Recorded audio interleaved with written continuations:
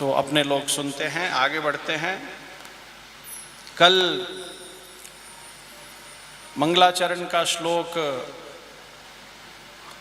निवेदन करके कल अपने विराम ले लिए थे। जन्माद्यस्य यतोन्वयादितरतश्चार्थे स्वभिज्ञः स्वराट्। पहले श्लोक में ही कितनी गंभीर बात बताई है व्यास जी ने। जन्माद्यस्य यतः, जन्म आदि जिसकी कृपा से होते हैं। जन्म आदि, आदि से अर्थ है जन्म, सिर्फ जन्म ही नहीं, जन्म के बाद पालन और उनके विधान के अनुसार सृष्टि अपने समय पे प्रलय को भी प्राप्त हो जाती है। अर्थात जगत की उत्पत्ति, जगत की स्थिति और प्रलय जिसके विधान से होता है, अर्थात जो जगत के स्वामी हैं उनको साष्टांग प्रणाम किया है। भगवान की बहुत बहुत विशेष विरुद्ध, बहुत विशेष महिमा गा के मंगलाचरण में उनका यशोगान किया है। शौनक जी कहते हैं, सूत जी महाराज, अब मैं आपको महाराज परीक्षित का प्रसंग सुनाऊंगा।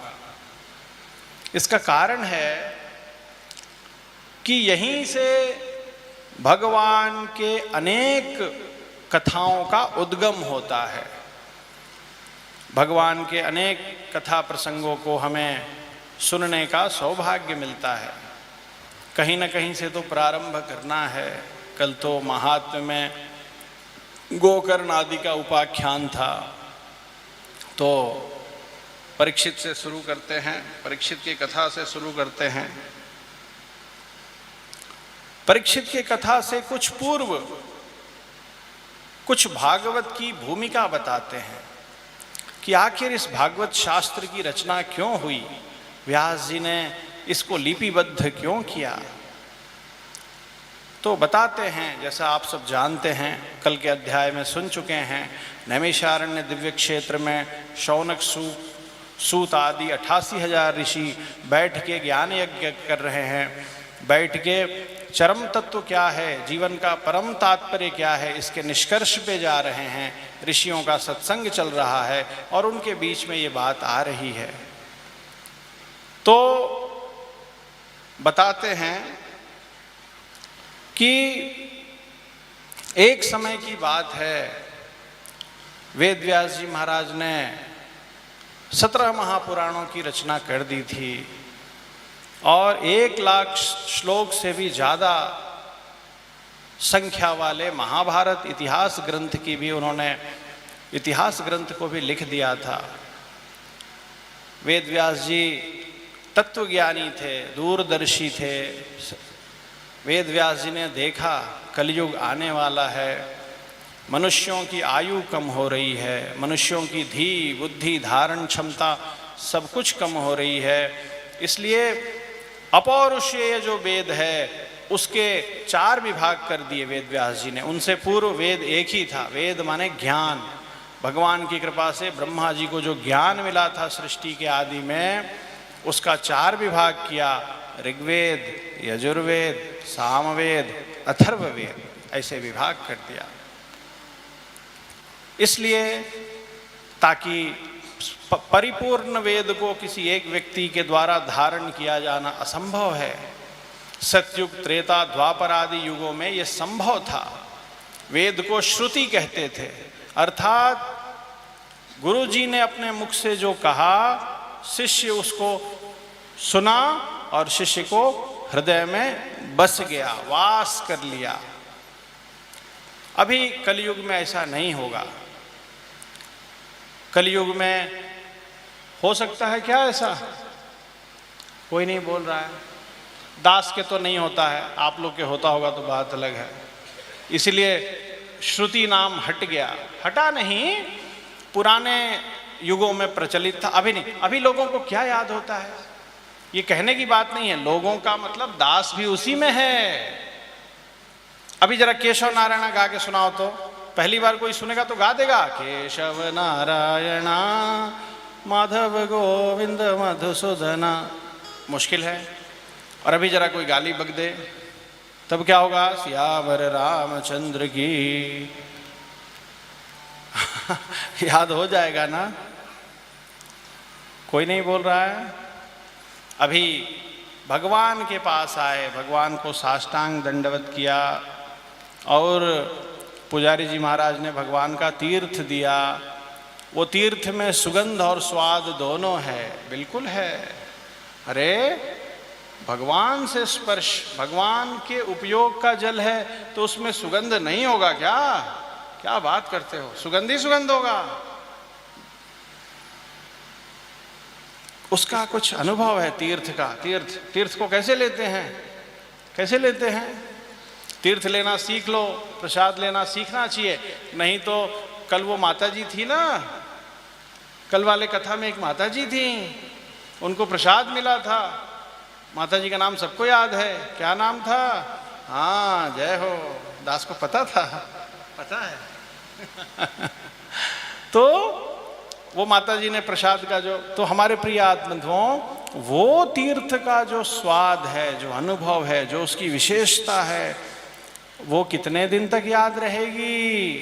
कोई नहीं बोल रहा है। भगवान जाने कितने दिन तक याद रहेगी।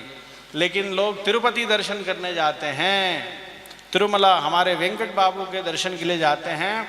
सरकार राजाधिराज हैं, थोड़ी देर लाइन में लगा देते हैं। मैं कौन हूं, तुम मुझे क्या समझते हो? बालक, मुझे पाने के लिए कैसा बनना पड़ता है जानते हो? उसका एक नज़ारा देखो। थोड़ा लाइन में खड़े रहो, थोड़ा मुंह से बोलो गोविंदा गोविंदा गोविंदा गोविंदा गोविंदा गोविंदा बोलो बालक। थोड़ा मेरे लिए अपने हृदय में प्रेम लाओ, प्रेम की उस अवस्था तक जाओ। समझ गए? तो कैसा प्रेम? तो हमारे प्रिय आत्मबंधुओं, तो वो सबको याद रहता है। आप लोग अपनी भाषा में बात करते हैं, मैं तो बैठे गयो थो 18 घंटे लाइन में रहो और जो है सो कि धक्को खायो, यहाँ होयो वहाँ होयो, और समझ लो कोई कुछ बोल बाल दे, भगवान की कृपा से ऐसा नहीं हो, लेकिन समझ लो कुछ छोटा मोटा एक्सीडेंट हो गया। एक्सीडेंट मीन्स समझ लो किसी ने 2-4 लगा दिया, तब तो सियावर रामचंद्र की वो सदा याद रहता है, पूरा जीवन याद रहता है। मुझे दास को कैसे मालूम? दास को कभी ऐसा मौका मिला है क्या? आप लोग के आशीर्वाद से, लाल जी की कृपा से, हमारे स्वामी जी महाराज की कृपा से, उनकी, हमारे संप्रदाय का एक शब्द है, आज से आएगा, उसको याद कर लीजिए। वो दास अब हमेशा वही शब्द हमारे जीवन का आधार है, विश्वास कीजिए। वो शब्द का नाम है तिरुवड़ीबल। क्या है? तिरु माने? नहीं, संजय जी बताएंगे। बताओ संजय। तिरु माने बहुत बढ़िया, जय हो। दास का कालक्षेप देना सफल हो गया, हमारा मठ धन्य हो गया। एक शिष्य ने बता तो दिया बस। तिरु माने श्री, श्री श्री श्री श्री श्री माने महालक्ष्मी। इसीलिए भगवान को कहते हैं तिरुपति। तिरु मीन्स श्री, पति मीन्स पति, श्री का पति। इसीलिए उनको कहते हैं श्री मन नारायण, श्री का नारायण। इसीलिए उनको कहते हैं श्रीकांत। कांत माने पतिदेव, श्री माने श्री के पतिदेव। इसलिए उनको कहते हैं माधव। मां माने लक्ष्मी, धव माने पतिदेव। देखा भगवान को श्री से कितना प्रेम है, इसको बताने के लिए कितना सारा शब्द है। श्रीकांत, माधव, तिरुपति, श्रीपति, श्रीपति के शरण होकर गाते हैं ना। तो तिरुवड़ी बल, तिरुवड़ी माने भगवान का श्री चरण। भगवान के श्री चरण को क्या कहते हैं? तिरुवड़ी। हमारे स्वामी जी के श्री चरण को क्या कहते हैं? जीयर तिरुवड़ी, स्वामी का श्री चरण। तिरुपति जाएंगे तो वहां पेद्दई जीयर स्वामी मिलेंगे, बड़े जीयर स्वामी। जय हो। उनमें और भगवान में कोई फर्क नहीं है। हाँ, दर्शन करने आना चाहिए। भगवान का रास्ता वहीं से होके जाता है, उनको बाईपास करके भगवान से नहीं मिल सकते हैं। इसलिए दुर्योधन सामने खड़ा था और कहा, लाल जी लो मेवा खाओ, तुम तो चुरा चुरा के खाते हो, मेरे यहाँ चोरी करने की दरकार नहीं है, मैं तो सीधे भोग लगा रहा हूं। भगवान ने कहा, दुर्योधन को मेवा त्यागो, ए बालक, मैं तुम्हारे यहाँ प्रसाद नहीं पाऊंगा, नहीं पाऊंगा, ऐसा बोला मुंह पे, नहीं पाऊंगा। क्यों? भगवान सामने खड़े थे और दुर्योधन सामने खड़ा था। भक्त भाव के भूखे हैं भगवान, तो दुर्योधन में थोड़ा थोड़ा भाव भी था। बिना भाव के कैसे कहा प्रसाद पाओ? क्यों? अब वो भाव अच्छा हो चाहे खराब हो, भाव तो था शशि, क्यों था कि नहीं था? और बीच में एक आदमी नहीं था, उसका नाम था, उनका नाम था जीयर तिरुवड़ी हरे शरणम। स्वामी का चरण में शरण है, स्वामी का चरण ही सब कुछ है, नहीं था। तो तिरुवड़ी बल, तिरुवड़ी बल माने भगवान के चरणारविंदों का बल, भगवान के चरणारविंद का सहारा, भगवान के चरणारविंद का अवलंब, इसी को कहते हैं तिरुवड़ी। ये शब्द याद रखिएगा। तिरुवड़ी दो है, एक भगवान का है, ठीक है ना, भगवान का तिरुवड़ी है, और स्वामी जी का भी है, स्वामी जी। आगे बढ़ते हैं। तो हमारे प्रिय आत्मबंधुओं, संसार में लोगों की धारणा शक्ति कम होती जाएगी, ऐसा वेद व्यास जी ने देख लिया, अपने दिव्य चक्षु से, दिव्य ज्ञान से देख लिया। तत्वदर्शी भविष्य को भी देख लेते हैं, बिल्कुल देख लेते हैं। वेद व्यास जी तो महाज्ञानी थे। व्यासाय विष्णु रूपाय व्यास रूपाय विष्णवे नमो वही। आगे गा दो, दास की लाज रख दो, गा दो मेरे प्यारे आत्मबंधुओं। नमो वही, हाँ, नमो वही ब्रह्मनिधये वासिष्ठाय नमो नमः। बहुत बढ़िया, जय हो।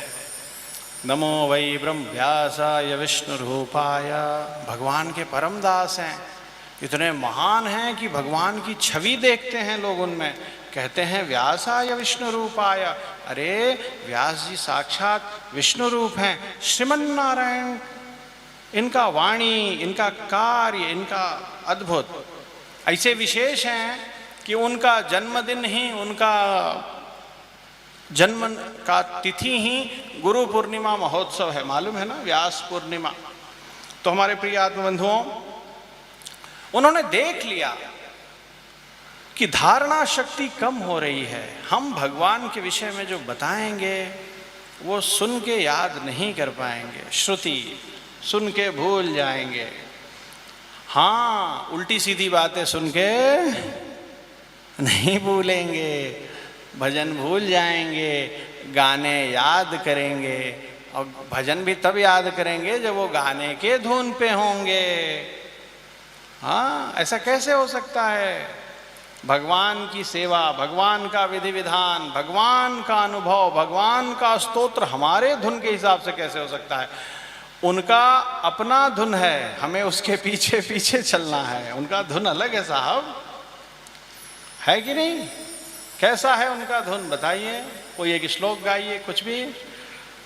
यो नित्यमच्युत पदाम्बुजयुग्मरुक्मा व्यामोहतस्तदितराणि तृणाय मेने अस्मद्गुरोर्भगवतोऽस्य दयैकसिन्धोः रामानुजस्य चरणौ शरणं प्रपद्ये। उनका धुन ऐसा है ना, कैसा है? सित्तन से रुघाले छेवित्तु उन पोता मरियड़िए।